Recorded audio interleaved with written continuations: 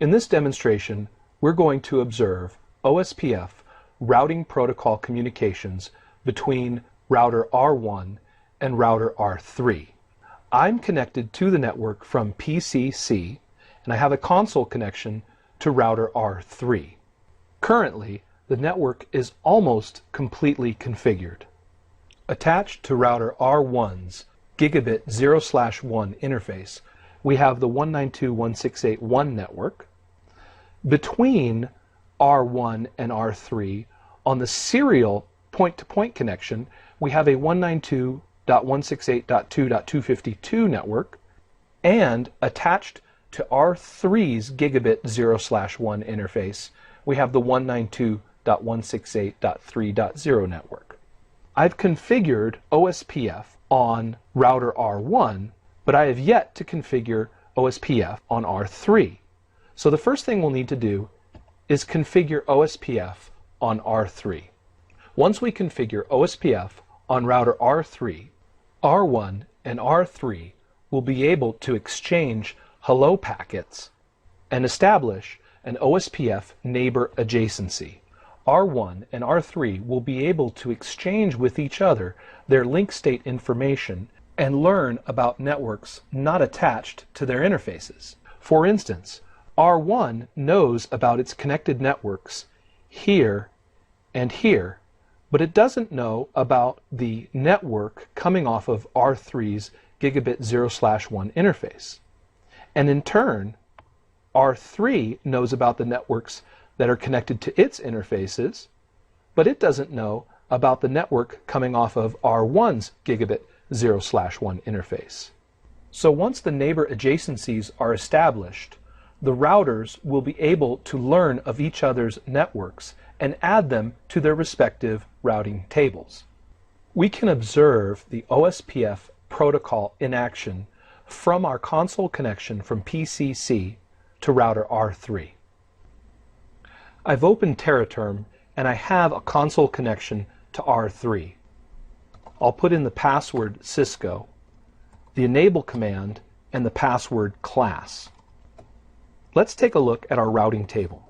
I'll do a show IP route command, and you can see that this router R3 has in its routing table the 192.168.2.252 network because it's connected, and it knows about the 192.168.3.0 network, which is also connected, but it doesn't know about the 192.168.1 network coming off of router R1.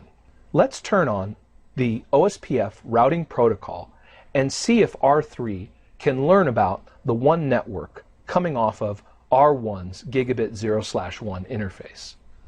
I'll go into global configuration mode, type router OSPF and the process ID 1. I'm going to set the router ID of R3 to 3.3.3.3. And now it's time to add our networks that we want to advertise with the OSPF routing protocol. I'll start with network 192.168.3.0, put in the wildcard mask, and area 0. Next, I'll add the serial network between R1 and R3, and we should see the two routers begin to communicate immediately. 192.168.2.252, the wildcard mask, and the area number. And you can see immediately a notification message from the router with an adjacency change. Router OSPF process 1, you can see that the message is coming from R1. R1's router ID is 1.1.1.1 on serial 0/0/0 from loading to full. This indicates a full adjacency. I'll type end and issue the show IP route command again, And you can see that R3 has now learned about the 192.168.1.0 network. O indicates that this route was learned from OSPF. Let's issue a show IP OSPF neighbor command. You can see that we now have an OSPF neighbor. The neighbor ID 1.1.1.1 is the router ID of R1, and you can see the state is a full adjacency and its IP address 192.168.2.253, coming off of R3's serial 0/0/0 interface. Let's see if we can watch OSPF in greater detail. What I'm going to do is disconnect the Ethernet cable from R1's gigabit 0/1 interface.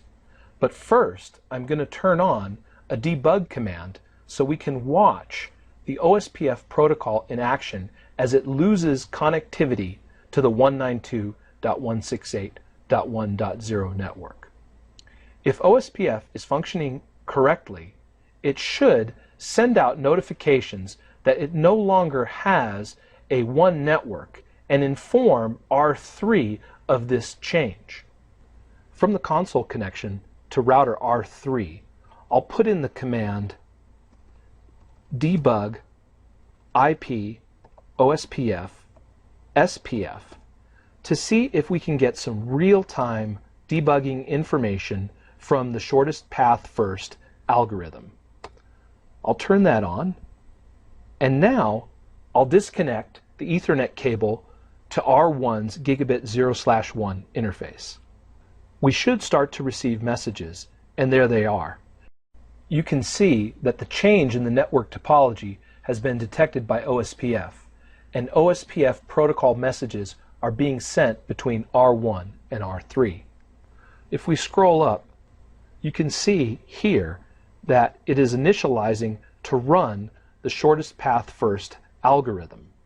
You can see that link state advertisements are being exchanged, and you can see from down here at the bottom that routes were added for the 192.168.2.252 network and the 192.168.3 network, but not for the 192.168.1 network, which we have essentially lost contact with. I'll reconnect the cable and we can watch the routes come back into the routing table. The cable's been reconnected, and you can see the real-time information as the networks are being added. Adding stub nets, route update succeeded for 192.168.1.0. All of this output happens in real time as R1 and R3 exchange OSPF messaging, link state advertisements, link state updates, and link state acknowledgements. I'll turn off debugging and look at the routing table once again. You can see that the 192.168.1.0 network was successfully re-added into the routing table.